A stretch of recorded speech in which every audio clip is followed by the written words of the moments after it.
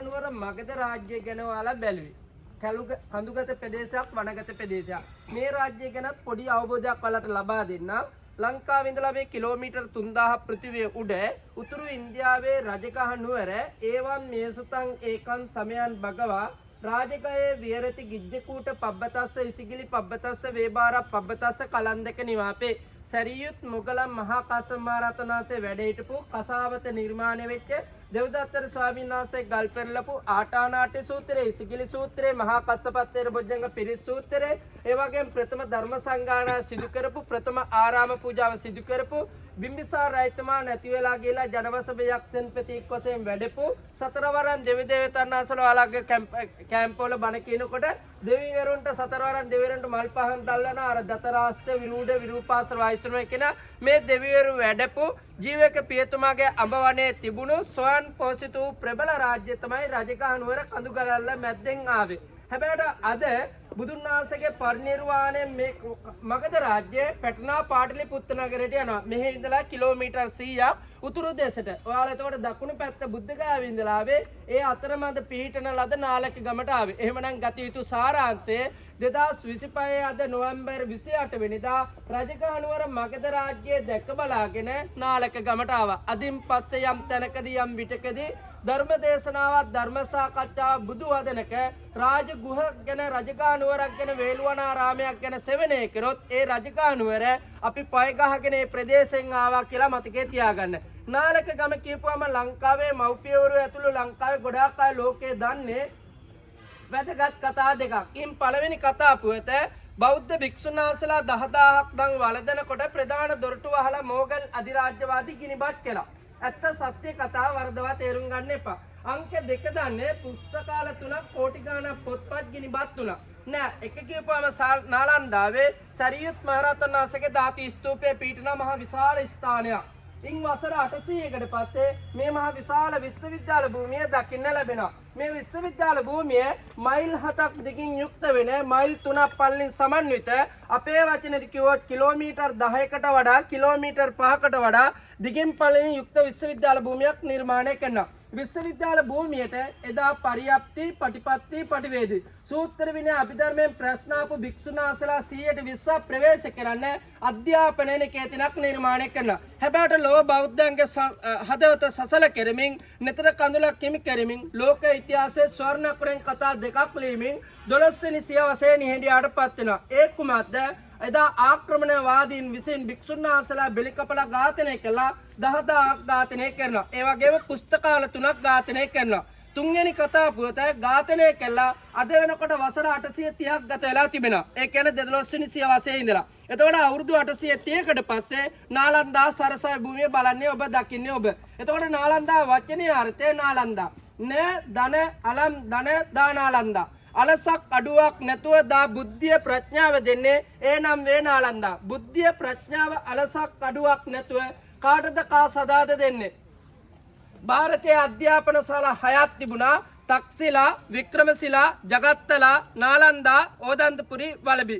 හැබැයි ලංකාවේ සාමාන්‍ය පෙළ උසස් පෙළ BA MA MPL ආචාර්ය පද දක්වා ඉගෙනුවාට ඉස්කෝල අධ්‍යාපනයේ මේක ගැන අඩුවෙන් උගන්වන්නේ. එහෙත් පිරිවන් අධ්‍යාපනයේ මේ විශ්වවිද්‍යාල 6 ගැන හොඳට උගන්වනවා. මේ විශ්වවිද්‍යාල 6 ගැනින් අධ්‍යාපන එකම එක නිකේතනේ නාලක ගමේ නාලන්දා භික්ෂු නිකේතනේ. එහෙමනම් තක්ෂිලා, වික්‍රමශිලා, ජගත්තලා, නාලන්දා, ඕදන්තපුරි, වලබි කියන අධ්‍යාපන ශාලා 6න් බෞද්ධ භික්ෂුන් වහන්සේ නමක් අධ්‍යාපනය ලැබපු ලොව මහා විහාර කියන සම්ප්‍රදාය භික්ෂු ආයතනය දකින්න තිබෙන්නේ. හැබැයි මුළු ಭಾರತයේ ධර්මාශෝක රජතුමා හදපු 84000ක් වේර විහාරස්ථාන අතරින් ගොඩාක් දේවල් ලංකාවේ ඉන්න දඹදිවේ ඉන්න අම්මලා තාත්තලා දකින්නවා.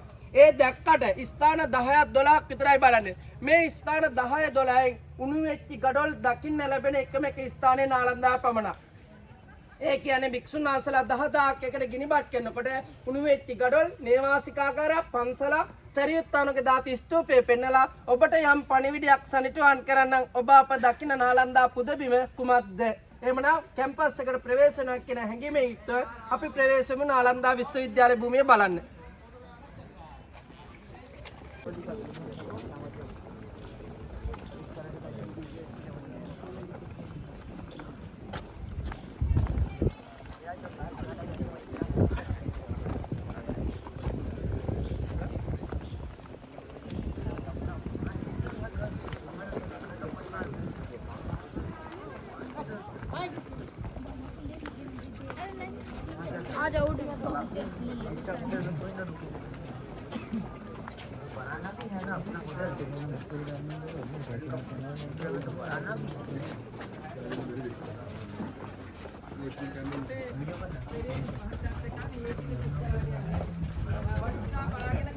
බෞද්ධ භික්ෂුන් වහන්සේලා වැඩ සිටු එක් නේවාසිකාගාරයක් ඇතුළට මේ අපි ප්‍රවේශ වන්නේ. ස්වාමීන් වහන්සේලා වැඩ සිටු කාමර කුටි වලවල් බාට පත් වෙනවා. මේ කාමරය දෙවෙනි මහලුටට යන්න තිබුණා 33 වෙනි ලෝක උරුම නිසා අපට යන්න තහනම් මේ ඇඳන් අල්මාරි රාක්‍ය නිර්මාණය කරන දෙවෙනි මහල උඩ තට්ටුවේ මේ විශාල බිත්ති කපලා නිර්මාණය කරන්නේ. මහල් 9කින් යුක්ත වේ සරසවි භූමියේ මහල් දෙකක් මැද්දේ ඔබ අප මේ ප්‍රවේශන ස්ථානය දකින්නේ. එදා කිලෝමීටර් 10ක් දිගට තිබුණ විශ්වවිද්‍යාල භූමියේ නේවාසිකාගාර ඇතුළට ප්‍රවේශ වන්නේ දොරටු 4ක් තිබෙනවා. මේ දොරටු සොයාගෙන නැති නිසා අද අලුතෙන් කැණින් කළා සංරක්ෂණය කරලා තියෙන දොරටුවකින් අපි මේ ප්‍රවේශ වුණේ. භික්ෂුන් වහන්සේලා වැඩ ඉන්නේ එක් නේවාසිකාගාරයක් ඇතුළට මේ අපි ප්‍රවේශ වන්නේ.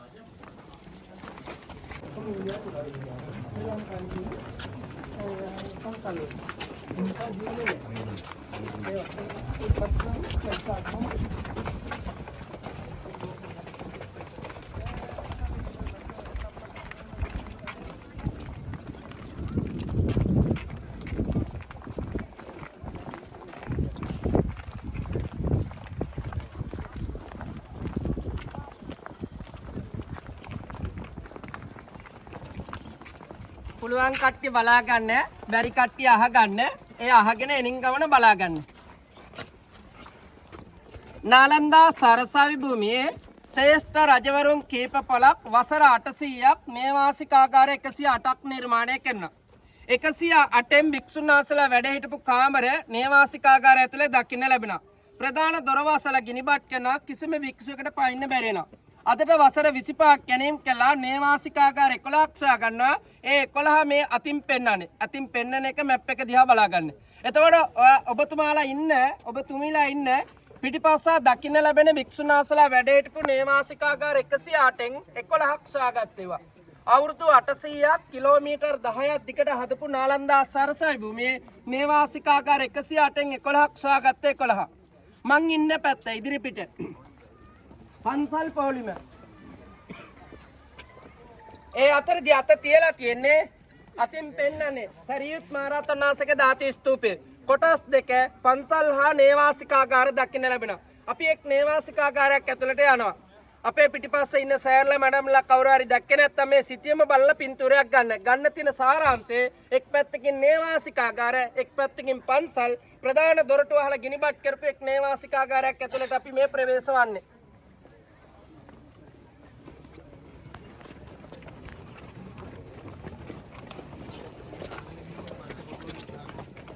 ඔක්කොම හරියට ගහ ගන්න ඕනේ. මොනවද කියන්නේ? ගහම. අපිත් ගහගෙන ඔක මෙමරිය ලෝඩ් කරගන්න ඕනේ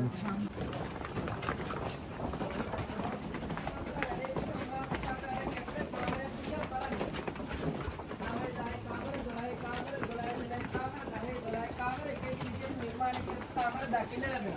වසර 1600ක ඉතිහාසයක එක නේලන්දා සරසවි භූමියේ එක් නේවාසිකාගාරයක් මේ දකින්නේ. රාජකාරී වෙරකල එනකොට කාලේ වයසට ගිහිල්ලා බලන්න ආපුවා. ඒක ඇවිදින්න බෑ. අර එදින්න බෑ ඉනාට ඩියුටි දෙකක් ධර්මාන දෙකක් ආපුවා දෙක ප්‍රයෝජනේ ගන්න. මහල් නන්නේ.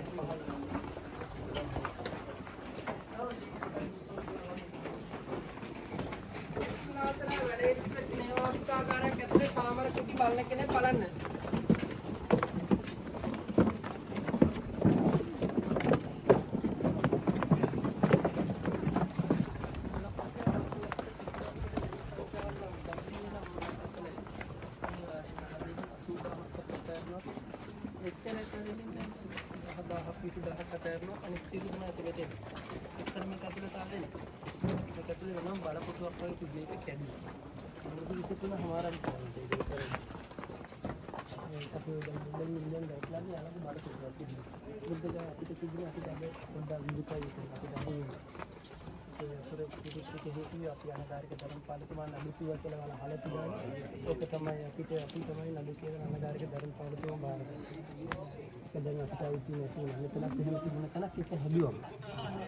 හොඳට අහගෙන මේ ටික හොඳට අහගන්න. නාලන්දා සරසවි භූමියේ ශ්‍රේෂ්ඨ රජවරුන් වසර 800ක් හදලා පවත්වාගෙන ගිය එක නේවාසිකාගාරයක් ඔබතුමීලා මේ දකින්නේ. එකක් මෙච්චර ලොකුයි. ප්‍රථම වතාවට ద్వාරපාලකයන් විසින් අසන ලද ප්‍රශ්න වලින් වාචික ප්‍රශ්න වලින් 120ක් නාලන්දාවට ප්‍රවේශ වන්නේ. ඒ 120 භික්ෂුන් වහන්සේලා දෙවෙනි වතාවට Tamanට අදාළ වූ නේවාසිකාගාරයක් ඇතුලේ ප්‍රශ්න විචාර කළා, ඉගන්වීම් කටයුතු කරන. ඒ සිදුවීම් කරපු ස්ථාන ස්ටේට් මණ්ඩප.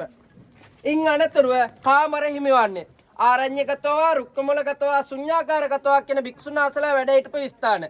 ඇඳන් නැති කාමර. මේ මහලේ දෙවෙනි තට්ටුවේ ඇඳන් දෙකක්, අල්මාරි දෙකක් දකින්න ලැබෙනවා. ඒත් අපිට 2013න් පස්සේ උඩට යන්න තහනම් කරනවා. එහෙමනම් 33 වෙනි ලෝක උරුමය අද. එතකොට යම් තැනක කොන්ක්‍රීට් දකින්නේ 19 වෙනි සියවසේ දාපුවා ඉංග්‍රීසි ජාතිකෝ. විශාල ප්‍රතිමා වහන්සේ නමක් වැඩ හිටපු ස්ථානික ආසනයක්. එහෙමනම් ඒතනත් කොන්ක්‍රීට් දකින්න ලැබෙනවා පසු කාලයේ දාපුවා. චන්ද්‍රකාන්ත පාසාණි කියන ගලෙන් නිර්මාණය කර බුදුගයක් මූන් ස්ටෝන් කියන ගල්පටි දෙක අදටත් දකින්න ලැබෙනවා දිලිසන ඉදිරිපිට. එමනම් සදේලෙන් ඉරවලෙන් වෙලා බලා ගන්න පුළුවන් වෙන ආකාර නිර්මාණය කර බුදුගය. එහා පැත්තට බර වෙන ලිඳක්, හාල් කබඩා, ධාන්‍ය කබඩා දකින්න ලැබෙන ගම්වර 500ක් ගම්වර 200කින් ලැබිච්ච වස්තුව ධාන්‍ය තැන්පත් කරලා තිබුණු ස්ථාන. වැදගත් දේ අද සමාජයේ අපේ නෙතට දකින්න හාල් කබඩා, ලිම් ප්‍රතිමා වහන්සේලා වැඩ හිටපු ස්ථාන පොඩි පොඩි දෙයක් ගැන විතරයි මේ කිව්වේ. හිතන්නකෝ අවුරුදු 800ක් රාජ්‍ය අනුග්‍රහය ලැබුණ පවත්වාගෙන ගිය භික්ෂුන් වහන්සේලා 10000ක් හිටපු ස්ථානයක් කොහොම තියෙන්නේ? ඔයාලගේ කැම්ප් එක ගැන මතක් කරගන්නකෝ. හොඳම දේ කැසිකිලි වැසිකිලි ස්නානය කරන ස්ථාන, කෑම බීම, කුසිය උයන පියන භාජන ටික. එතකොට භික්ෂුන් වහන්සේලා 10000ක් හිටපු ස්ථානයක් ඇතුලේ කොහොම කළමනාකරණයක් තියෙන්නේ නැද්ද? වැදගත්ම දේ දන් වල දාන භික්ෂුන් වහන්සේලා 10ක් 12ක් අතර ඇතුලට වඩිනවා. බලාගෙන ඉඳලා ප්‍රධාන දොරවසල ගිනිබත් කරනවා. මහල් 9 හා භික්ෂුන් වහන්සේලා සියලු දෙනා මේ නේවාසිකාගාරය ඇතුලේ ගිනිබත් වෙන්නේ. ඔබේ ජීවිතයේ යම් දවසක යම් විටකදී භික්ෂුන් වහන්සේලා දන් වළඳනකොට නේවාසිකාගාරය ඇතුලේ ගිනිබත් කරා කියලා සෙවණේ කරාද? ඒ එක නේවාසිකාගාරයක් ගිනිබත් කළත් වසර 830කට පස්සේ එකක් දකින්නේ නැති. තව 107ක් බලන්න තියෙනවා. සොයාගෙන තියෙන 11යි තව 10ක් බලන්න තියෙනවා. නොතේරුණා නම් කියපු කෙටිම සාරාංශය. ශ්‍රේෂ්ඨ රජවරුන් අවුරුදු 800ක් හදපු නාලන්දාව ගිනිබත් කරන 4 වතාවක් වසර 4ක් තුල ඒ ගිනිබත් කිරීමෙන් නැවත අවුරුදු 830කට පස්සේ 2025 එක නේවාසිකාගාරයක් දකින්නේ. තවත් ගොඩාක් බලන්න තියෙනවා. පැහැදිලි? බලන්න ඉක්මනට ගිහින්. ටයිම් එක දීලා තියෙනවා. කැමති කෙනෙක් කනෝට් ගල්පටියට ටෝච් එක ගහලා බැලුවොත් දිවිසන. ලංකාවේ මිහින් කාලේ දේශනා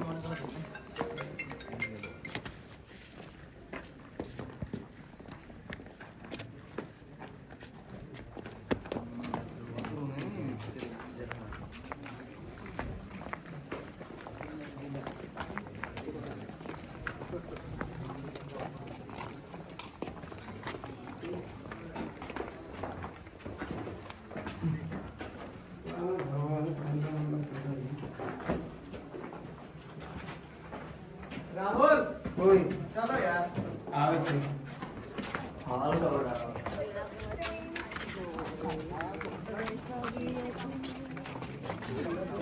em cầm đi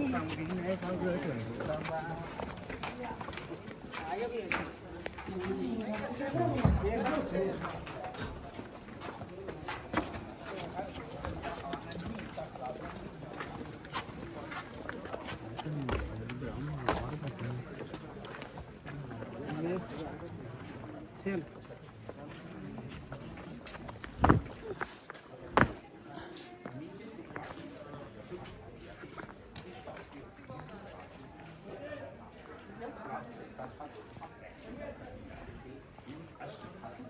सब्जियों को जोड़ते तोड़ते खाते थे। सुबह शाम लोग खाना बनाते थे, जाड़े के मौसम में हाथ सेकते थे। बाकी समय में आयुर्वेदिक दवाई बनती थी। जब होता था ये प्रेस और इसमें इस्तेमाल तो आपने देखा ना, रहना पढ़ना खाना पीना सब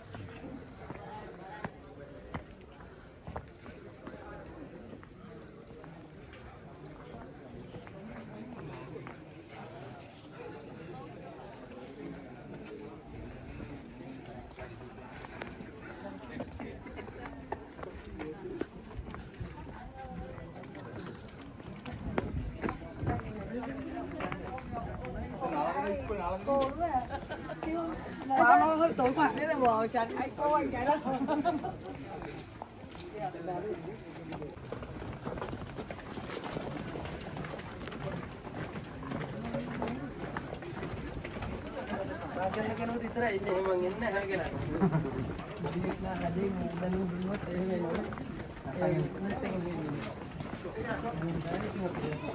කට දකින්න ලැබෙනවා අලුත් බිත්ති උඩ දකින්න ලැබෙනවා ඔබතුමාලා බලන්න රජ කාලේ හදපු අවසර 1600 ක ඉතිහාසයක බිත්ති මේ කෙලින්ම දකින්න ලැබෙන්නේ අල්ලා කිව්වා මේ තියෙන්නේ පැරණි රජ කාලේ වුණා උඩ තියෙන අලුත් සංරක්ෂණය කරපුවා බලන්න දෙකේ වෙනස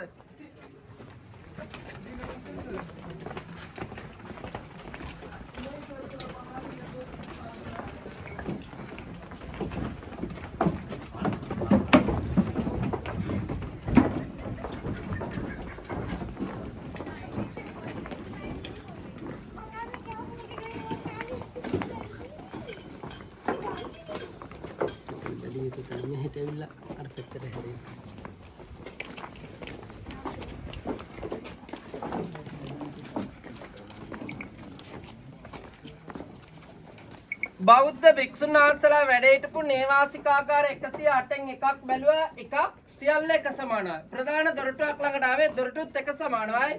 එහෙමනම් දොරටුවක් ඉදිරිපිට. එදා මෙතන තිබුණේ පකුණක්. මේ පකුණෙන් අතපය මූණකට සෝදගෙන දෙපැත්තේ තිබුණේ කුටි. කුටි වල තිබුණේ බුද්ධ මූර්ති. මේ සම්ප්‍රදාය අද වෙනස් වෙලා තිබෙනවා. ටැප් එකක් ඇවිත් තිනා ප්‍රතිමා වහන්සේලා නෑ ලංකාවේ දැන්. ඒ නිසා මෙවට වන්දනා කළ ඇතුළට වඩින්න තියෙන ප්‍රධාන දොරටුව. භික්ෂුන් වහන්සේලා ඇතුළට වඩිනවා. බලාගෙන ඉඳලා මේ ලී දොර වසනවා. ගිනි බත් කරනවා. ගිනි සරට නොවෙච්ච ගඩොල්. වැදගත්ම දේ මුළු ඉන්දියාවේ ස්ථාන තියෙන 10ක් 12ක් 15ක් බලන්න. ගිනි සරට නොවෙච්ච ගඩොල් ලස්සනට දකින්න ලැබෙන ඈතට. වසර 830කට ඉස්සෙල්ලා ගඩොල් මේම වුණා නෑ. ඇතුළේ භික්ෂුන් වහන්සේලා පොත්පත් කොම් පිච්චේ නැද්ද? මුළු ඉන්දියාවේ වැඩිම උණු වෙච්ච ගඩොල් දකින්න ලැබෙන එකම එක ස්ථානේ නාලන්දා පවුණ. මම මේ ඔබට ලේසියට පෙන්වන්නේ මට ලේසියට පෙන්වන්නේ එක් ස්ථානයක් පමණයි. එතකොට ගත යුතු සාරාංශය භික්ෂුන් වහන්සේලා හා පොත්පත් ගිනිබත් වෙච්ච උණු වෙච්ච ගඩොල් අපි දැක්කා. අපිට ගෙදර දරුවෙක් ඉන්නවා. ඔයාලා යුගදිවට පත් වෙලා ඉන්නවා නම් දරුපැටව ගෙවල් දොරවල් ගැන මතක් කරගෙන බලන්න. පොළොන්නරුව අලු විහාරය වගේ උණු වෙච්ච ගඩොල්. අවුරුදු 830කට ඉස්සෙල්ලා උණු වෙච්ච ගඩොල්. පිටි පස්සාම ඉන්න කට්ටිය මේ දොරටුව ගාව බලන්න.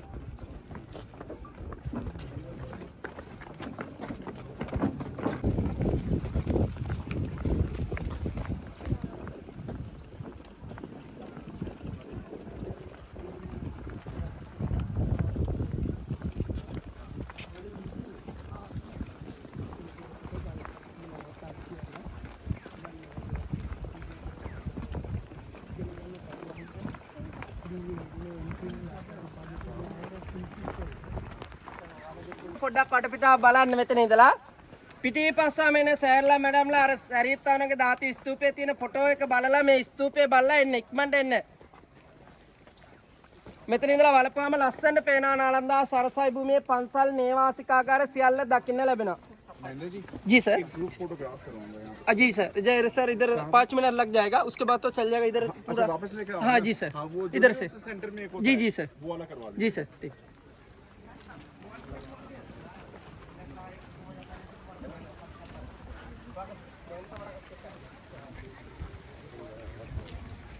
से क्या नहीं रिकॉर्डिंग कर गන්න බලා ගන්න අහගන්න වැදගත් වෙනවා සර්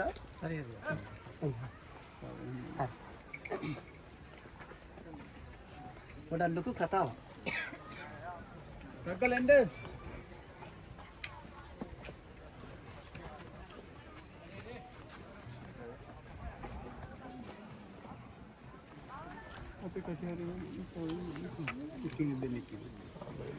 නාලන්දාව දකින්න බලන්න කතා කරන්න ගොඩක් දේවල් තියෙනවා ඔබතුමාලාට ඔබතුමීලාට. එහෙත් කාල වේලාව හා රාජකාරී අනුව ආපු වෙලාවට යමක් අවබෝධ කරලා දෙන්න වෙර දරනවා. ඒක තේරුමක් අරගෙන ලංකාවට ගියොත් වටිනවයි කියලා අදහස් කරනවා මම. නාලන්දාව කුමක්ද ප්‍රශ්නේ? නාලන්දාව දකින්න බලන්න ගොඩක් දේවල් තියෙනවා. ප්‍රශ්නේ නාලන්දාව කුමක්ද?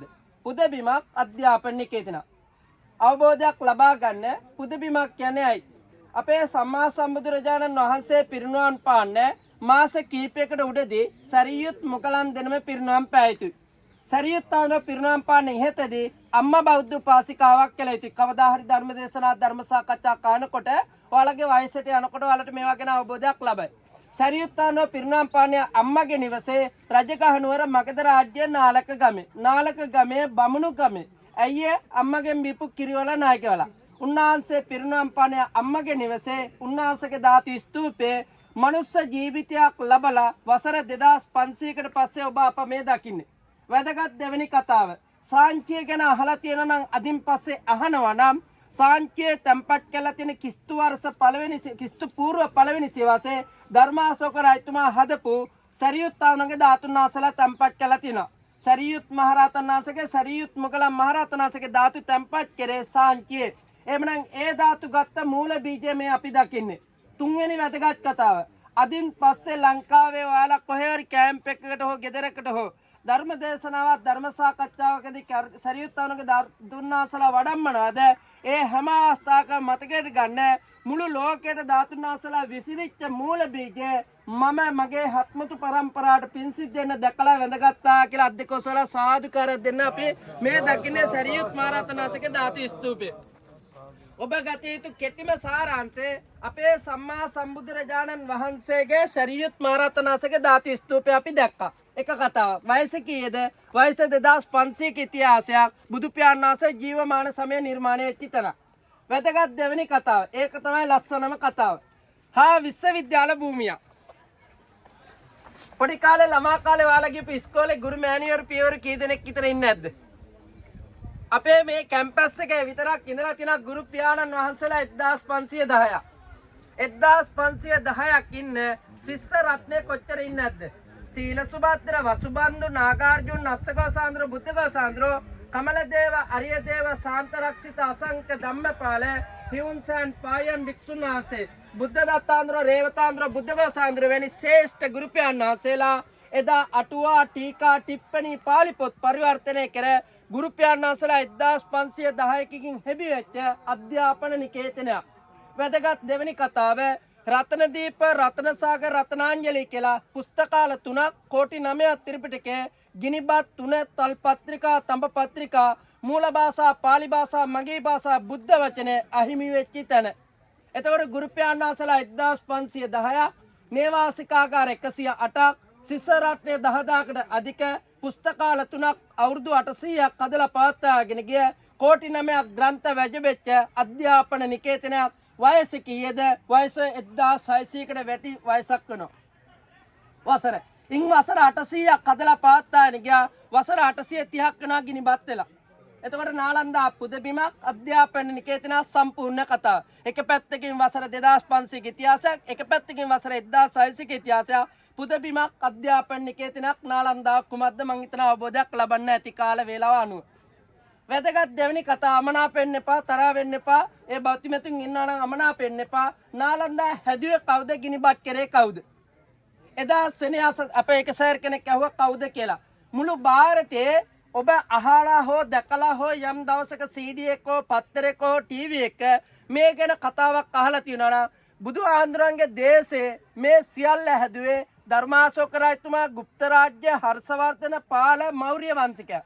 ඉන් එහා පොඩි රජවරු කීප පොලක් හදනවා. එහෙත් නාලන්දාව හදන්නේ ගුප්ත හර්ෂවර්ධන පාල කියන රජවරු හැදුවා. 12 වෙනි සියවසේ එන මොහමඩ් බක්තියාර් කල්ජී කියන පාලකයා තමන්ගේ චරපුරුෂයන් 200ක් ගෙනල්ලා නාලන්දා සරසවි භූමිය ගිනිබත් කරනවා. වැදගත් දේ නාලන්දා ගිනිබත් කරා. වැදගත් තුන්වෙනිම කතාව නාලන්දා බලලා ඉන්දියාව බලලා ලංකාවට ත්‍රිවිධ හමුදා වශයෙන් තරුණ දරුවෝ වශයෙන් ඔයාලා මොනවද අරන් යන්නේ ලංකාවට? මගේ දැනුම අනුව. බැලුවා අවබෝධ කරගත්තා සතුටුයි ගොඩක් හොඳයි රාජකාරී සේවාවක් සඳහා ආවේ.